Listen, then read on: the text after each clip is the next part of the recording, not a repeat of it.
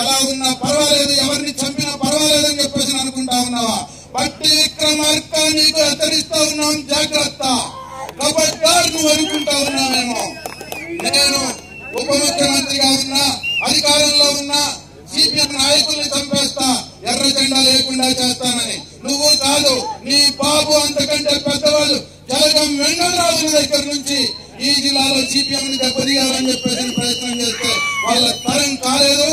నిత్యం ప్రజల్లో ఉండి, ప్రజల కోసం పనిచేసి, ప్రజల మధ్యలో ఉండి, ఎర్ర జెండా ప్రజల గుండెల్లో ఉండే జెండా, ప్రజల మనసుల్లో ఉండే జెండా.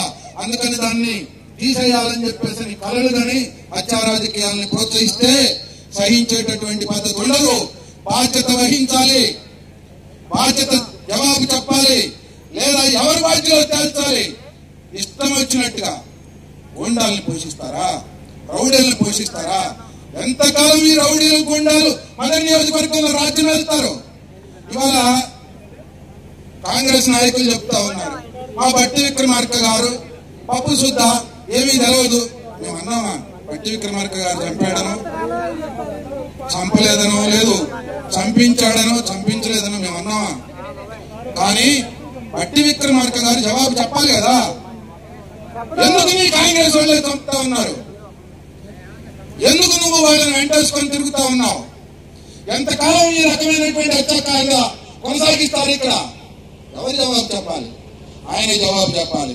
అందుకే జవాబు చెప్పకపోతే ఈ హత్యాకాండ ఇట్లాగే కొనసాగితే ప్రజలు చూస్తూ ఊరుకోరు, ఎర్ర జెండా చూస్తూ ఊరుకోదు.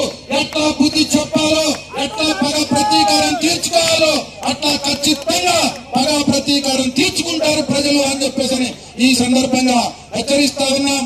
తగిన పద్ధతుల్లో శాంతి భద్రతలను కాపాడడంలో పోలీసులు వ్యవహరించకపోతే శాంతి భద్రతల పరిస్థితి సక్రమంగా ఉండకుండా అల్లకల్లోలం తలెత్తే అవకాశం ఉంటుంది.